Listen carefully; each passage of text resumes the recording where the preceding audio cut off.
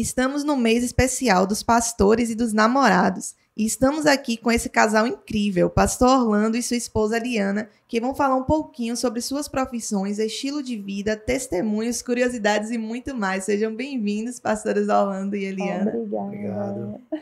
Para quem está nos assistindo, te conheça um pouco mais. Quem é o pastor Orlando? Sou eu.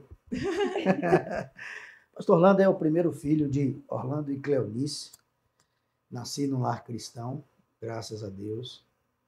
E desde cedo comecei a me envolver com música na igreja. Então, sou músico multi-instrumentista, sou formado em administração, bacharel em teologia, sou professor do seminário Logos, da nossa igreja, lá na IBMI. E pela graça de Deus, pastor, além de pai, esposo e filho, esse sou eu. E quem é Eliana Teles? Eita! Eliana é uma mulher simples, né, mas que Deus colocou aqui nesse mundo como educadora. Eu sou professora de língua portuguesa e de inglês também. Atualmente estou na gestão de uma escola. Sou filha, sou esposa do pastor Orlando, maravilhoso, um marido maravilhoso, um pai maravilhoso. E, acima de tudo, eu sou serva do Deus Altíssimo, né? Sou apaixonada por Jesus. E ele é o lema da minha vida, né?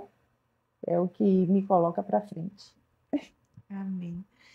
Fale um pouco, né, sobre suas profissões, a escolha de suas carreiras. Teve a ver com vocação, as opções disponíveis, ou foi por um processo de decisão? Assim, como foi esse processo para a escolha da profissão? Comigo foi até engraçado, né? Porque há muito tempo, né, a formação do ensino médio era profissionalizante.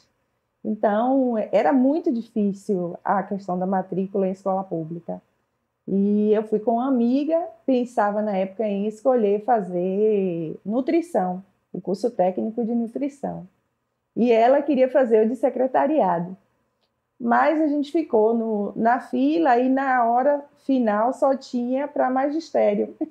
Ela fez, a gente vai ter que fazer magistério. E assim eu comecei a trilhar o caminho da educação e me apaixonei. Né? É uma profissão assim maravilhosa, que você tem a oportunidade de formar pessoas, né? Formar opiniões e influenciar muitas vidas. Foi assim que começou. Bacana. E o pastor Orlando é formado? Como foi a escolha de sua carreira, se tiver alguma formação? E como foi também a decisão, né, para aceitar o chamado pastoral? A minha formação é administração. Como eu disse, eu sou bacharel em administração. Sempre lidei com a área administrativa. Desde meu primeiro emprego foi na área administrativa e desde então sempre lidando com questões administrativas e de gestão de pessoas. Então, fiz a faculdade de administração porque já estava dentro do que eu fazia. Mas eu sempre fui apaixonado pelo direito. Eu queria ser advogado. Na época, a igreja, eu sou oriundo de uma igreja, Assembleia de Deus, por exemplo, e a cultura da época não permitia crentes advogados. Meu pastor, que era meu tio, me desaconselhou a fazer direito, porque disse que não é uma profissão que não serve para cristão, não sei o quê. Era a cultura da época, né? Eu tenho que respeitar. E eu aceitei, acatei, segui a orientação, mas sou frustrado em relação a isso, porque eu amo a questão do direito, amo a questão de lidar com pessoas. E disso tudo que eu falei, a coisa que para mim sempre foi uma paixão foi música. Eu sempre fui apaixonado por música, sempre fui envolvido com música. Minha mãe canta em coral, meu pai cantava em coral. Então eu sempre fui apaixonado por música. E desde cedo me envolvi com a música, fazia o louvor da igreja, fazia parte do Ministério de Louvor da igreja, desde jovem. Aos 22 anos, eu estava numa determinada igreja e lá lidando com coral, lidando com música, formando grupo de música e tal. E recebi o meu chamado ao ministério pastoral.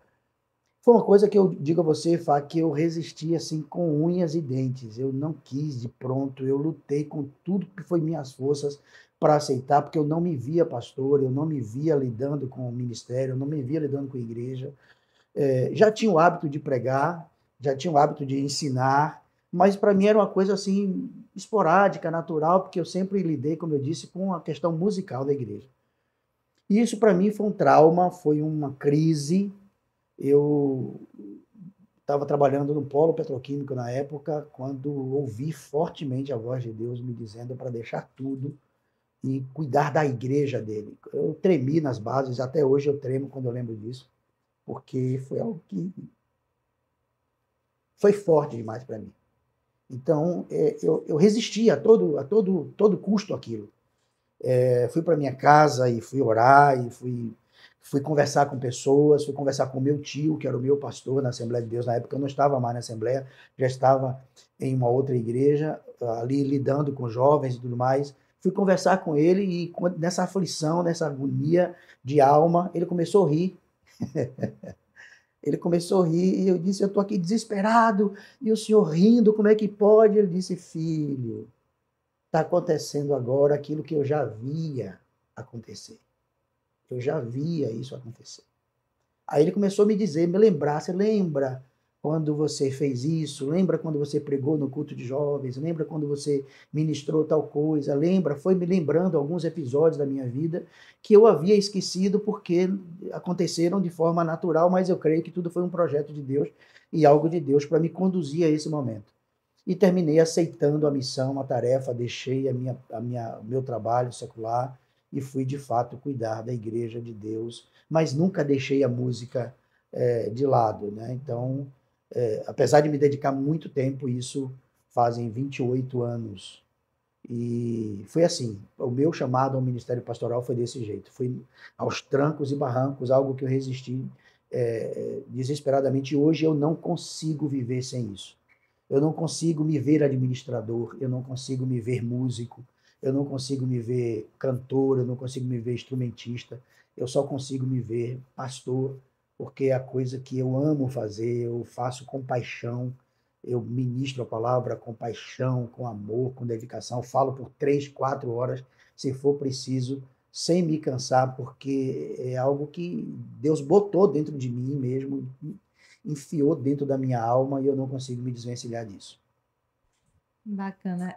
Com quantos anos, né, foi o seu chamado em termos de idade, né? A idade que o senhor sentiu que Deus te chamou até a confirmação, né, desse chamado, até a consagração. Quanto tempo demorou e como foi esse processo de espera da promessa até o cumprimento? É como eu disse, foi o chamado foi imediato, porque a obra era imediata, a missão era imediata. Eu resisti durante um tempo, uns 6 meses ali nessa guerra, como eu estou dizendo para você. Quando eu decidi aceitar o convite e a igreja que eu estava fazendo parte me convidou, o ministério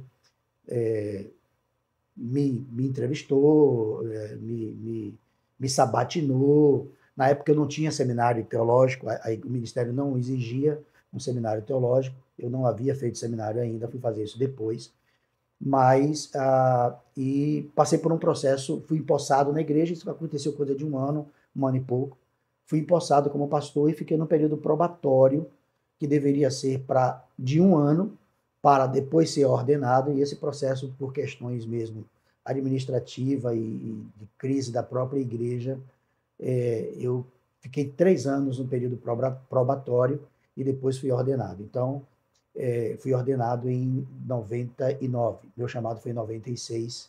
Eu fui empossado em 96 na igreja como pastor e fui ordenado em 99.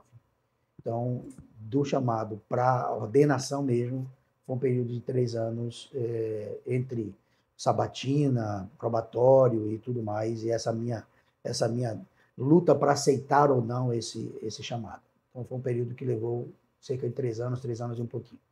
Bacana. E qual foi a igreja que o senhor foi consagrado a É uma fazer? igreja Nazareno, a Igreja Evangélica Nazareno, em Camaçari. Uma igreja que eu amo de paixão, tenho muitos amigos lá e que foi lá que eu comecei. E a questão do seminário foi depois que o senhor buscou seminário? E se tem também algum curso de teologia, graduação? Como foi também essa Eu, busca por aprimoramento? eu fui fazer teologia depois, estudei no Seminário Betel, fazer bacharel em teologia no Seminário Betel brasileiro. Bacana. E o dom da música? Vocês dois, né? Os dois louvam, cantam. Toca também, Eliana, não? Não, não toco nada, eu só fico no back vocal. Aí, como foi assim, os dois, né, com o mesmo ministério de louvor, como é assim em casa e como você se sente, né, com esse dom quando você está louvando? Na verdade, nós nos conhecemos desde criança, né?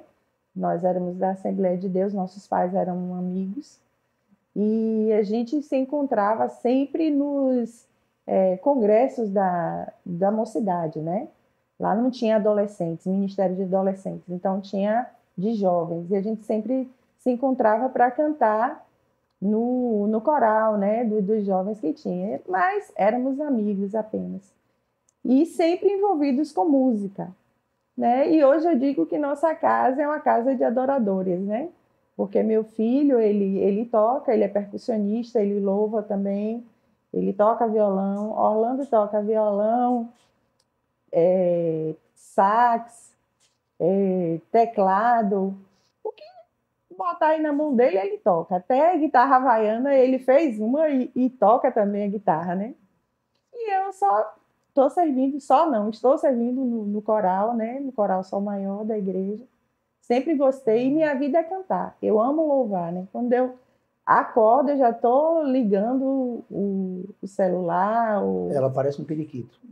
Eu só ando cantando, né? Eu amo louvar, o louvor é algo assim que acalenta a nossa alma, né? Acalenta a nossa alma, é algo maravilhoso. Conte um pouquinho, né, como vocês se conheceram. Falou aí já que foi desde criança, que os pais eram amigos, mas como foi até um olhar para o outro e decidir, não, é a pessoa, né? Como vocês sabiam que era a pessoa certa? Fizeram prova com Deus ou não? Como foi? Contei um pouquinho. Eu vou contar uma parte, você conta a outra. Bom, na verdade, nós namoramos na adolescência, né? Dos 15 até os 18 anos. E foi assim, o primeiro amor, né? A gente naquela ingenuidade, naquela descoberta do amor. Só que não deu certo, né? Aconteceram coisas, a gente acabou se separando, né? E aí eu passo para você terminar. Essa bomba ela joga no meu colo. A gente, como ela já disse, a gente se conheceu desde criança. Eu fazia parte de uma congregação de um bairro, ela da congregação da sede da Assembleia de Deus. O pai dela era pastor e o meu era diácono. E a gente se encontrava de vez em quando ali nesses congressos e tal, mas eu não olhava para ela e ela olhava para mim, né? E a nossa igreja tinha viagens missionárias e a gente estava numa dessas viagens missionárias. Nossos pais estavam numa viagem missionária em Irará. Nós tínhamos um ponto de pregação em Irará. E ela estava no jardim ali, olha, que ela ama flores, borboleta, essas coisas. E eu me aproximei dela e ela olhou para mim e disse assim: você é um boboca mesmo, né? Eu disse: que oxente, irmã, que agressão é essa? É desse jeito? Ela disse: você não percebeu que eu gosto de você? Eu disse: não. Ela disse: pois é, eu gosto de você, estou gostando de você e tal. E quer namorar comigo? Eu disse: oxê, só se for agora. E assim a gente começou a namorar. Eu tinha 16 anos, ela tinha 15.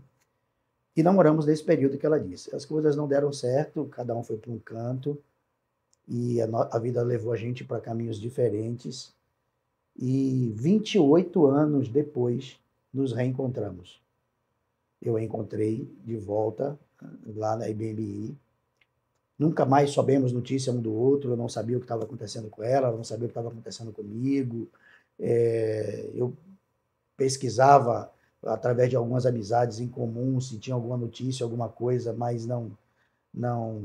Ela estava escondida, né? Estava escondida.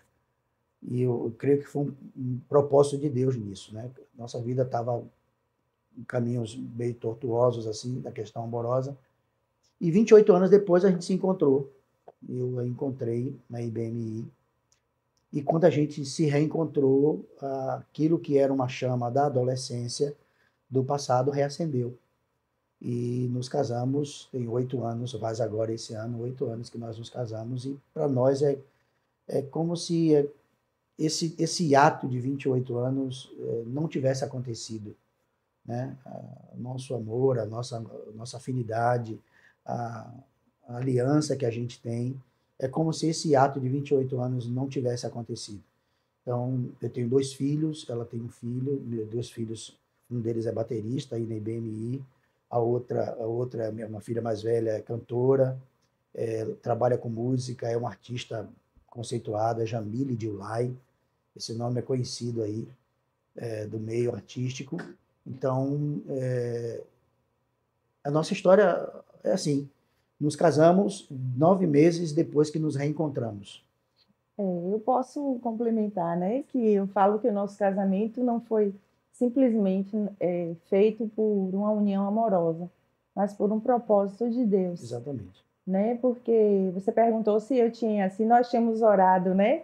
Antes, e eu vinha já orando há alguns anos, não foi meses nem dias, foi alguns anos pedindo a Deus que me desse um bom encontro. Eu sempre faço essa oração, né? Fazia pelos meus filhos, que agora já estão encaminhados, mas eu sempre gosto de fazer essa oração. Eu aprendi com uma amiga, né? Disse, Senhor, me dá um bom encontro, né? Alguém que sirva ao Senhor comigo, né? E quando Orlando apareceu, eu olhei assim e disse, meu Deus, será possível? Será que é ele? E o Senhor falou fortemente no meu coração que realmente era da vontade dele, né? Que o Senhor estava encaminhando esse reencontro. E todas as coisas eu fiz algumas provas com o Senhor e em todas o Senhor confirmou, né? E eu acredito que o propósito, que o objetivo maior do casamento é que o nome do Senhor seja glorificado na nossa família, né? E que essa união frutifique. E a gente pode testemunhar que tem sido frutífera, né? Graças a Deus. E uma coisa interessante, Fai, que essa história é uma história tão, tão intrigante, a gente só contou aqui uma partícula dela, mas eu estou me arriscando a escrever. Então, essa história está escrita, está rascunhada num livro que é mais ou menos como se fosse um romance, onde eu uso 2 personagens fictícios para contar a nossa história. E isso está rascunhado, está guardado, esperando um momento e recursos para publicar. E também amadurecendo a ideia da publicação dessa história. Mas é uma história que eu a escrevi desde o começo, desde a nossa adolescência, desde como isso aconteceu, os descaminhos da nossa vida e tal, mas com personagens fictícios, uma espécie de romance para contar um pouco isso que aconteceu conosco. Como ela disse, tem um ditado popular que Deus escreve certos por linhas tortas. Isso é um ditado popular. Tem gente que diz até que está na Bíblia. Não está na Bíblia. Mas eu não sei se Deus escreve certos por linhas tortas. O que eu sei que a Bíblia diz é que Deus trabalha para o bem daqueles que nele esperam. Isso a Bíblia diz.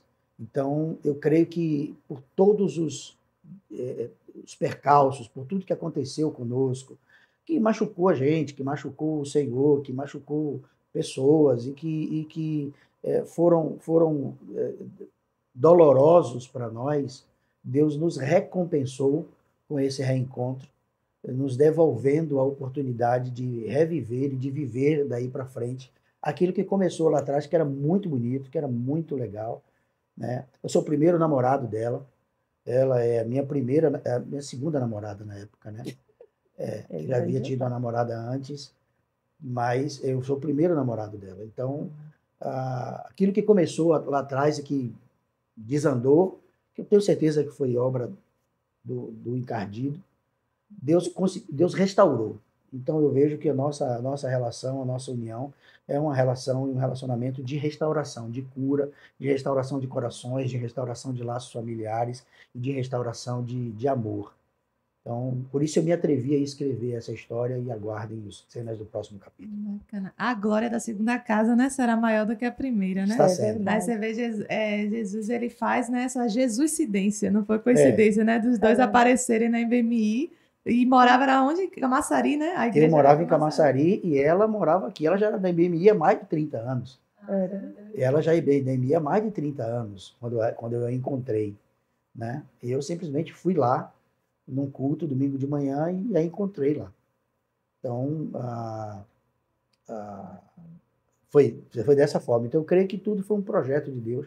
Como é que você leva 28 anos sem encontrar uma pessoa que você reencontra, não sabe como ela é, se está gorda, se está magra, se está de cabelo curto, se está de cabelo longo, como é que é essa fisionomia dessa pessoa, não sabe como é que vai ser esse reencontro.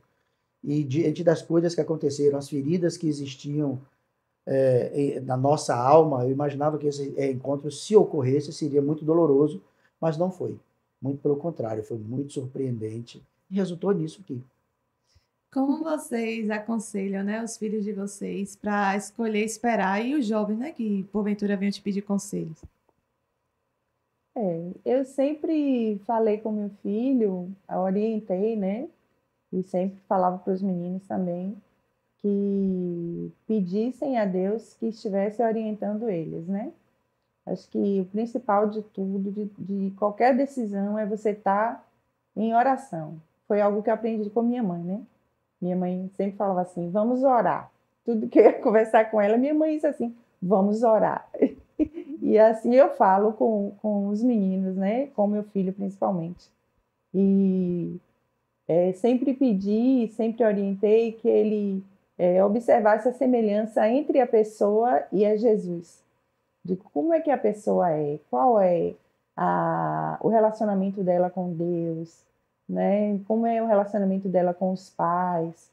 Então, esses são pontos primordiais que os jovens devem observar, né, na hora de escolher um namorado, alguém que ele vai construir um caminho. Porque eu acredito que aquele que tem um compromisso com Deus, ele não quer apenas namorar, ele quer encontrar alguém para construir um relacionamento e, e se ir em direção ao casamento, né, a construção de uma nova família. Então, tem que já observar esses detalhes antes de encontrar a pessoa, né? Porque encontrar alguém que não tenha essas características, que não se pareça com o Senhor, aí vai ficar muito difícil, né? O relacionamento, a construção de um relacionamento sólido. Eu sempre orei pelos meus filhos e pedi a Deus que direcionasse a vida deles. E o que eu reforço que a Eliana disse, que os jovens precisam entender, é que não é apenas um rostinho bonito, né? Hoje a sociedade está muito atrás do QI, do que indica ou do que a pessoa tem, da questão financeira. Tem muitas jovens e muitos jovens passando, né, da fase madura, da fase mais bela do amor, do relacionamento, porque estão muito em busca da estabilidade financeira, em busca da questão do ponto de vista patrimonial, digamos assim. Isso é bom, isso é importante, mas não é o essencial. O essencial para um relacionamento é que exista primeiro Deus nesse relacionamento. Então, o conselho que a gente deixa aqui para os jovens é que busque alguém que tenha Deus. Busque alguém que lhe ajude a servir a Deus. Busque alguém que lhe ajude a levar você para mais perto de Deus, que te leve para mais perto de Deus. Porque o que não falta é gente que nos afaste do Senhor. Então, o nosso principal objetivo é procurar alguém que seja mais crente do que eu, digamos assim, né? Então, o jovem precisa procurar uma moça que seja mais crente do que ele. Ela procurar um rapaz que seja mais crente do que ela, que ajude ela a se tornar cada vez mais cristã, cada vez mais santa, cada vez mais parecida com Jesus. E, acima de tudo, que exista amor entre eles. Amor, respeito, cumplicidade, parceria, amizade, porque o relacionamento enquanto namoro é uma coisa. Depois que casa, aquele encanto acaba, né? Aquela atração vai diminuindo. E se não existir amor, se não existir parceria, amizade, respeito, não tem mais casamento. Acabou, não tem mais vivência. Então, isso vira um fardo, isso vira um problema, isso vira um desastre na vida dos dois. Então, se você está procurando alguém para casar, pode não ser o rostinho mais bonito, pode não ter a altura ideal, pode não ter o peso ideal, tudo isso se ajeita, né? Eu ouvi uma vez um pastor, se não me falha a memória, foi Cláudio Duarte, que disse assim: minha filha, se você achar um homem de Deus, case. Ah, pastor, ele não tem dente, bote dentadura nele, mas case. Ah, ele é careca, bote uma prótese nele. Ah, ele é gordo, bote ele na academia. Ah, pastor, ela é assim. Para tudo tem jeito. Para tudo tem jeito. O que não pode faltar na vida do pretendente é Deus em primeiro lugar e, acima de tudo, que ele seja um companheiro de vida. Porque os nossos filhos já saíram de nossa casa, só tem agora um. Né? Meus 2 filhos já foram embora. Jamile está cuidando da vida dela, ainda não encontrou um parceiro, não encontrou ainda alguém para chamar de amor, mas Abner já casou. Então, agora só tem Frank. Então, daqui a pouco, ano que vem, está pretendendo casar. Os filhos vão embora e fica só a gente. E se a gente não se amar, se a gente não se respeitar, se a gente não se completar, se a gente não se desejar todos os dias, isso vira um problema, isso vira um saco, digamos assim, né? Então, quando os filhos forem embora, só resta o casal. E o que se não tiver isso esse relacionamento não vai para frente. Então, acima de tudo, Deus, depois, amizade, parceria. E uma coisa que eu pedi a Deus é que fosse alguém que servisse ao Senhor comigo, né? E o Senhor me deu alguém que eu sirvo ao Senhor com ele. Na verdade, ele sempre está à frente, eu estou ao lado, servindo ao Senhor com ele. Isso é maravilhoso. O que vocês acham, assim, a pessoa que anda com Cristo tem que mudar o quê? Assim, uma característica que vocês acham primordial para identificar que a pessoa é de Jesus? Eu acredito que tem que demonstrar no seu temperamento transformado, né? Tem que se parecer com Jesus, né? Manso, humilde, né? Não quer dizer mole, nem besta, né? Mas ter uma palavra temperada, né? Como a Bíblia diz, ter uma palavra temperada com sal e testemunhar em tudo. Não é ser perfeito, porque nós somos humanos, né? Nossa humanidade não nos deixa ser perfeitos, né? Mas a gente sempre está fazendo aquele exercício, né? Aquela autorreflexão, em que eu posso melhorar para parecer mais com o meu Senhor, né? Estar sempre na dependência dele. Eu acredito que vai demonstrar Jesus, né? Seremos uma carta aberta, como o pastor Bira pregou outro dia, né? Foi uma bênção. Eu acho que a gente não muda nada, Fá. Quem muda a gente é a presença do Espírito Santo. O ser humano não consegue mudar a si mesmo. Helena foi muito feliz no que ela disse. Um temperamento transformado, uma natureza transformada, é fruto da presença de Jesus na nossa vida. Então, a maior característica de que você é de Jesus é se você permite que ele te guie, que ele te controle, que ele te domine. Óbvio que erros acontecem o tempo todo. Ela mesma disse, nós não somos perfeitos e nunca seremos. Eu tenho dito às pessoas, eu tenho ensinado às pessoas o seguinte: existem 2 processos na vida da pessoa que é Deus quem opera. O primeiro é a justificação, é a redenção. A redenção acontece no momento que eu entrego minha vida para Jesus. No momento que eu decido que sou pecador e que eu quero seguir Jesus, acontece imediatamente a redenção. Eu sou redimido. O que é redimido? Eu sou restaurado. A minha vida é restaurada. Eu passo de ser um pecador agora a ser uma nova criatura em Cristo Jesus. Isso acontece automaticamente, é o Espírito Santo quem gera em nós. Foi cravado na cruz, foi feito na cruz, esse ato é imediato. O outro começa nesse momento e só termina quando a gente vai encontrar com Jesus, que é o processo de santificação. A santificação é exatamente esse processo de transformação da nossa vida que acontece durante a nossa caminhada. Então, quanto mais nós caminhamos com Jesus, quanto mais nós caminhamos com a palavra, quanto mais nos aproximamos de Deus, mais transformados nós seremos e mais parecidos com Jesus, como ela disse, nós nos tornaremos. Então, é desse jeito aí. Amém, glória a Deus. Estamos nos nossos momentos finais, né? Papo bom acaba rápido, que pena, mas espero que vocês estejam assistindo, tenham sido muito edificados.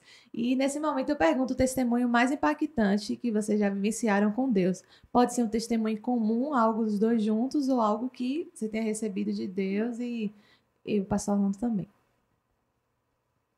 E aí, Fábio? Pode falar. Eu acho que a gente até tem muitos momentos que a gente viu a presença de Deus. Se eu for contar milagres, restauração de vidas, se eu for contar pessoas, testemunhos que já ouvi de pessoas que foram impactadas, seja por uma mensagem, seja por uma visitação, seja por uma palavra de apoio, seja por uma oração, são vários. Mas eu acho que a coisa mais impactante da minha vida foi isso que a gente acabou de contar aqui. Foi o fato de Deus ter nos permitido nos reencontrar. Então, esse processo de restauração do nosso coração e do nosso relacionamento e desse amor que Deus tem feito na nossa vida é o que eu poderia chamar assim de um momento mágico. Eu tenho que escolher um. Não dá para pontuar todos. Então, eu tenho que escolher um. Então, para mim, porque para mim era impossível. Era impossível para mim acontecer o que está acontecendo agora. Por todas as razões do mundo que não compete aqui relacionar. Mas isso que está acontecendo conosco, para mim era impossível. Estava fora do radar, estava fora do projeto, estava fora do plano, estava fora do pensamento, estava fora de cogitação.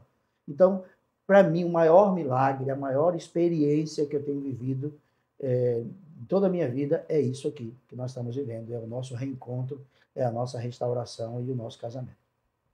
Amém, glória a Deus. Amém. Obrigada por vocês terem vindo. Obrigada por vocês de casa.